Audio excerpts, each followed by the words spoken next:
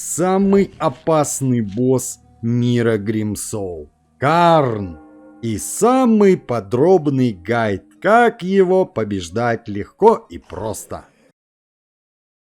Друзья, всем огромный привет! С вами Харди, и мы продолжаем выживать Grim Soul. Давай для начала посмотрим на этого красавчика. Ну чё, приступим, блин? Сражайся, негодяй! Хорошо, отнимаем. Ну так сборка просто Бэтмен. Сборка жесть. Опа, включил свой берсерк. Телепортируется.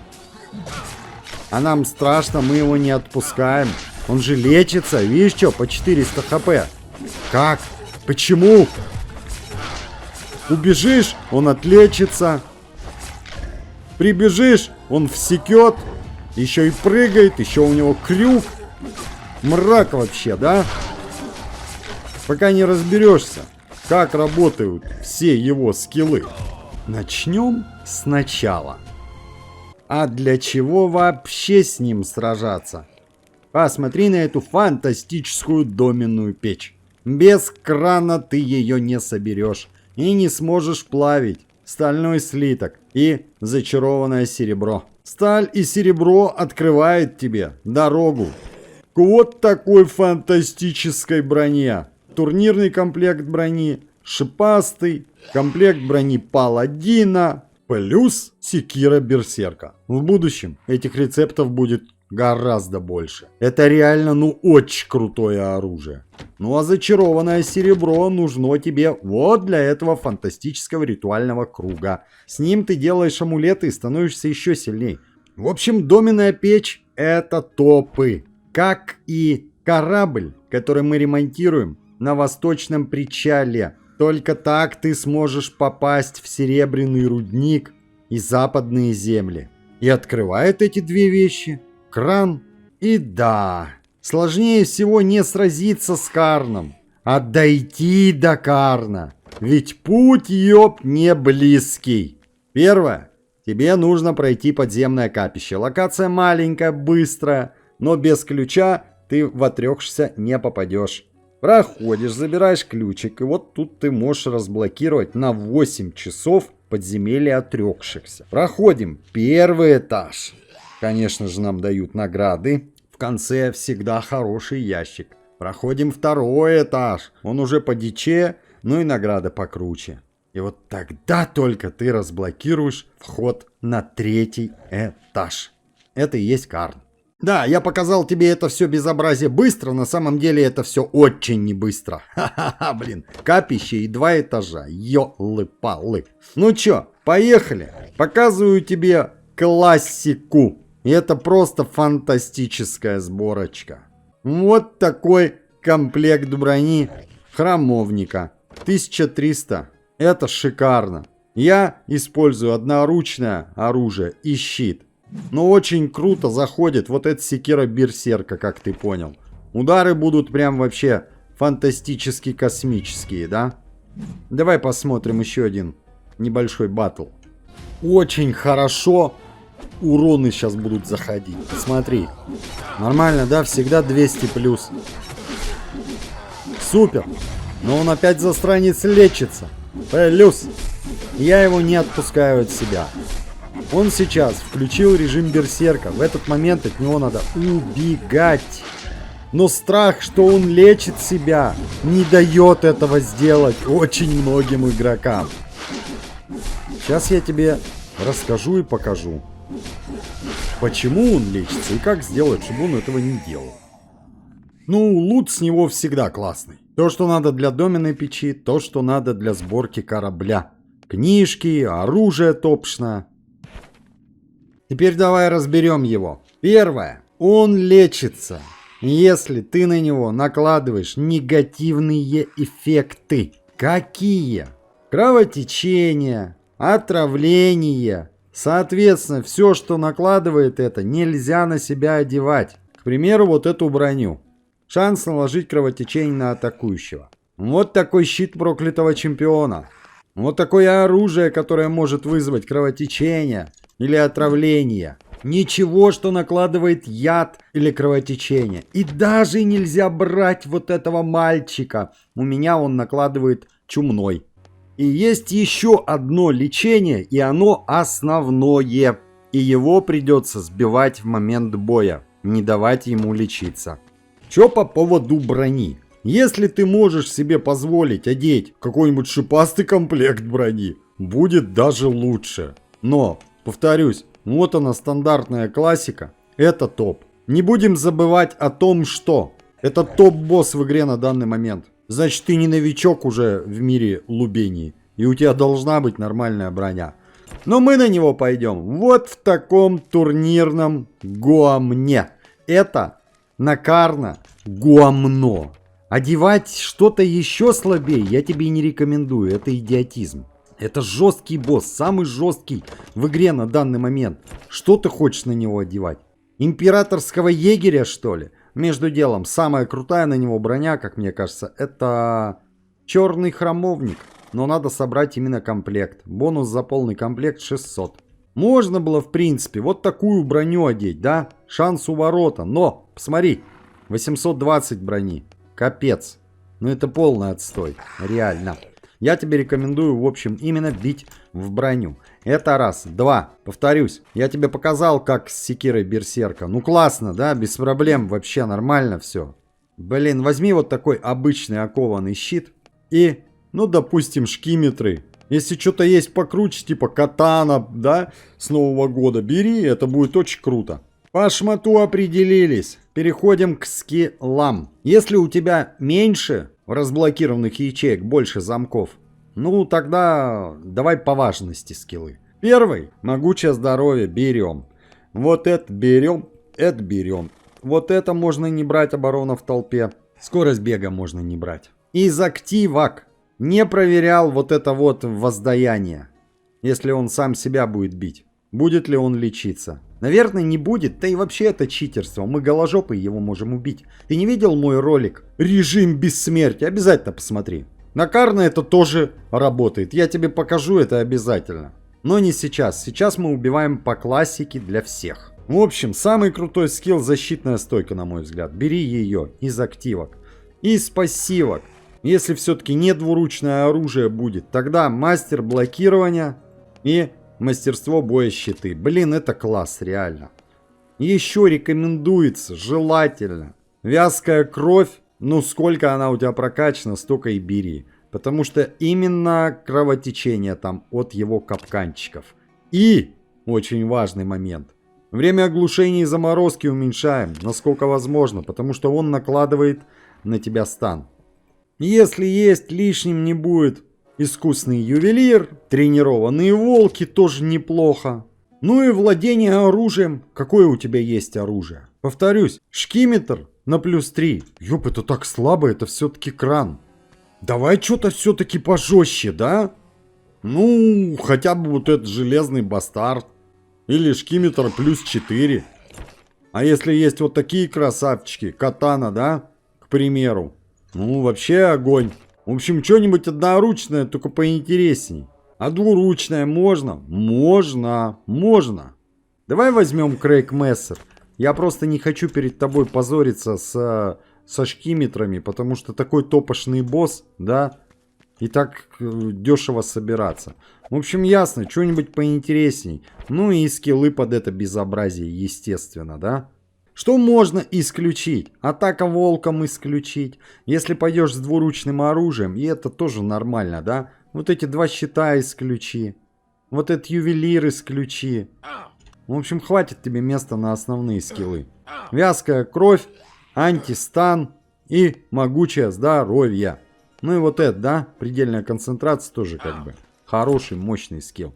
Поехали дальше. Чё по бутылочкам? Блин, ну Святой Петр мы вообще как бы, да, то, что доктор прописал. Конечно, зелье удачи. Вот эти вот лишние не будут. Временная защита от эффекта оглушения. Если честно, впечатление такое, что оно не работает, он все-таки оглушает. Откат способностей. Очень важный момент против этого босса. Поэтому не лишним будет зелье концентрации. Волк. Тот, который не накладывает всякие говноэффекты, ты понял, да?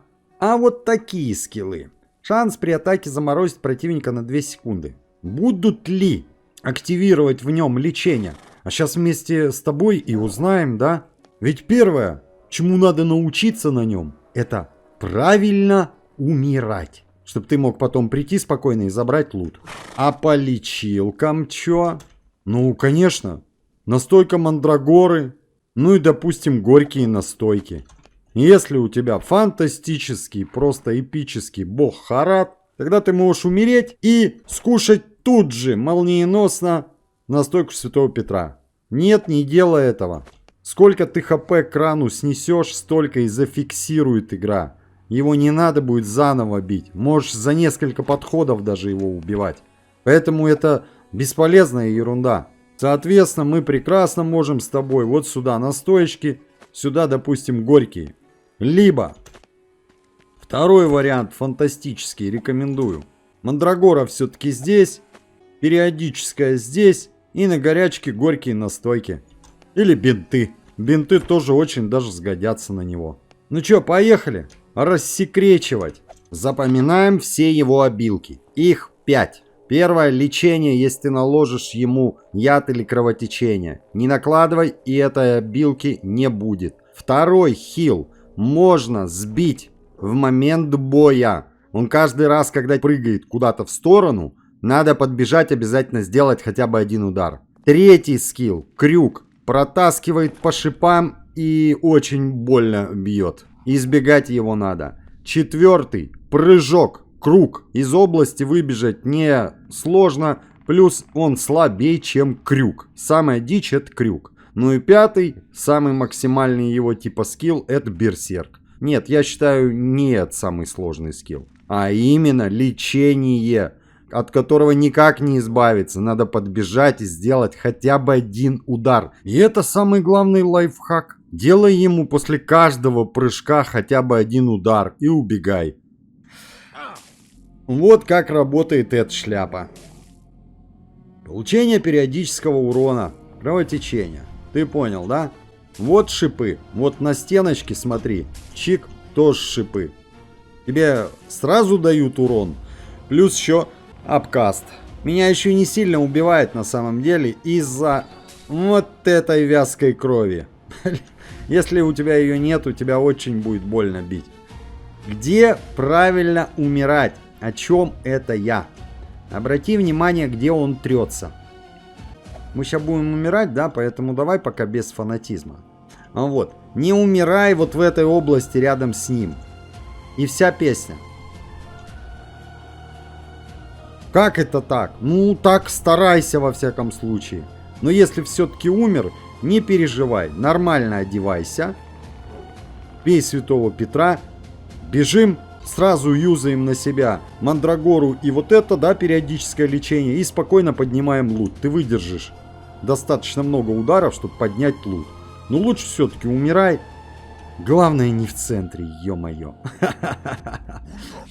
О, чё, что вы говорите? Пошла жара.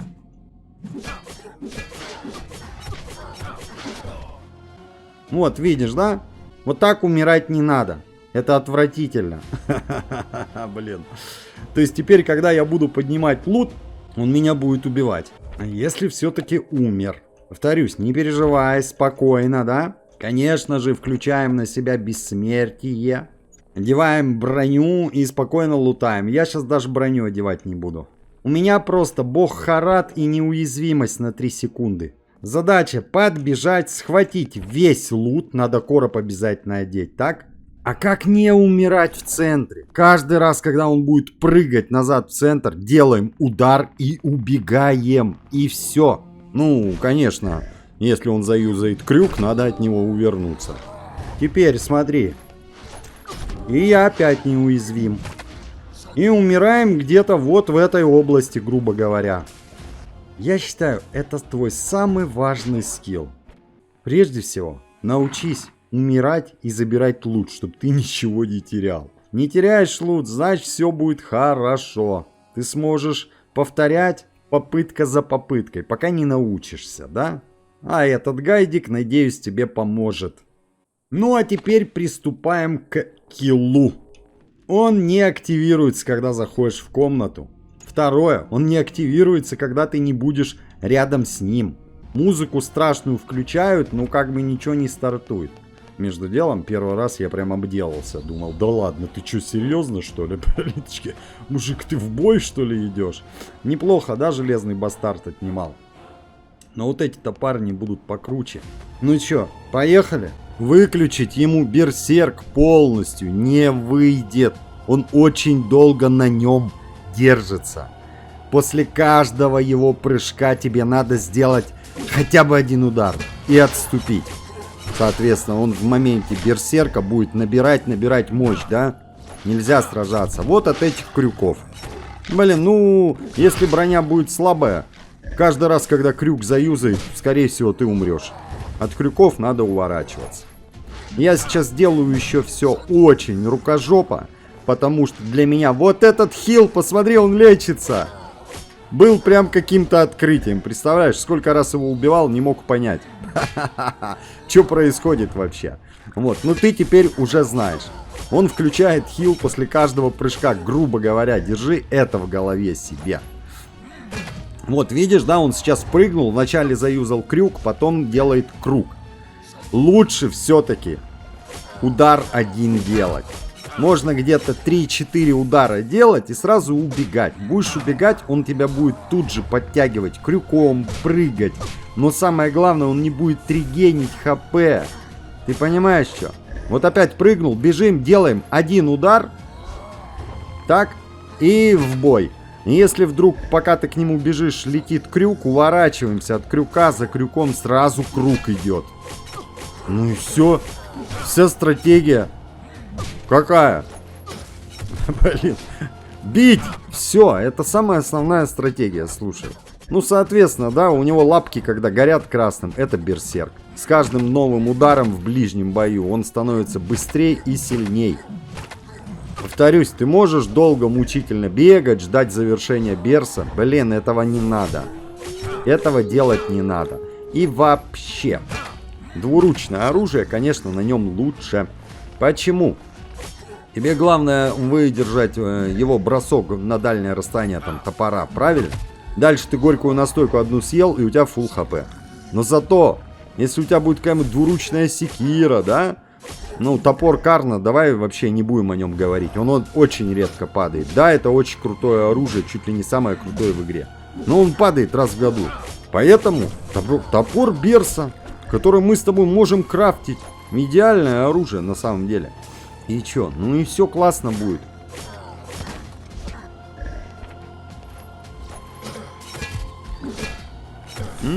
Смотри. Ну правильно я делаю, что ухожу. Вот сейчас надо было подойти, сделать удар. И потом опять уходить, да? А я задерживаюсь, видишь что? Вот сейчас сделать удар и отойти. Вот прыгнул.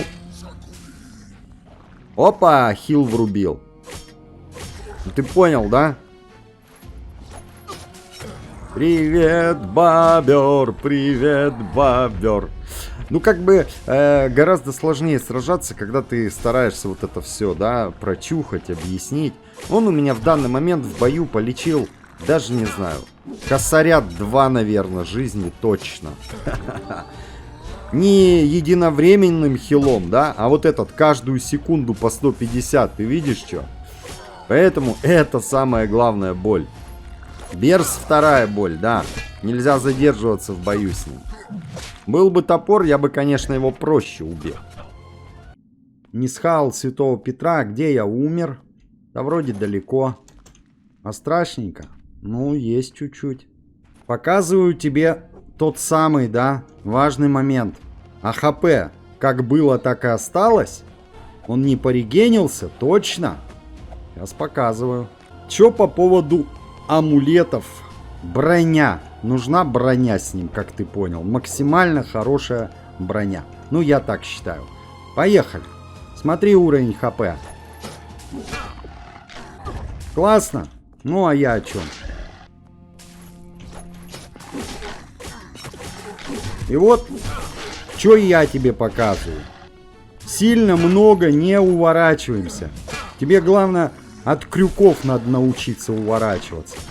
Хаваем периодическое лечение. Мандрагора и не мандрагора. Когда совсем вот он дикую ерунду включает, убегаем. Вот сейчас ловим его. Или он меня. В общем, ты понял, да? Посмотри поподробней. Можно от берса вот так вот бегать и спокойно уворачиваться. Но сильно долго не выжидаем. У него берсерк включается что-то типа на 10-15 секунд. Это очень долго. То есть, когда он включает берсерк, он начинает набирать силу. Каждый удар все сильнее и сильнее, все сильнее и сильнее. И чё? Отходи. Просто отходи. 1060 брони у меня было.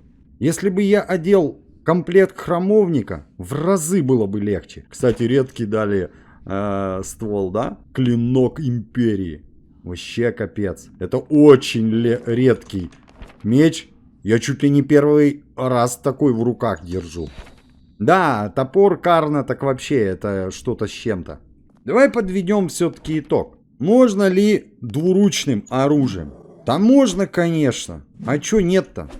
Суть в том, что с ним поединок не надо затягивать. Его надо быстрее убивать. Но когда ты его бьешь, и он портанулся, да? И у него засветился топор красным, ты увидишь. Все, это берс.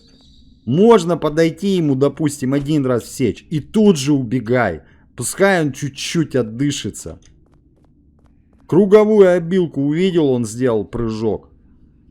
Увернулся от нее. Подошел, опять всек, опять отходим.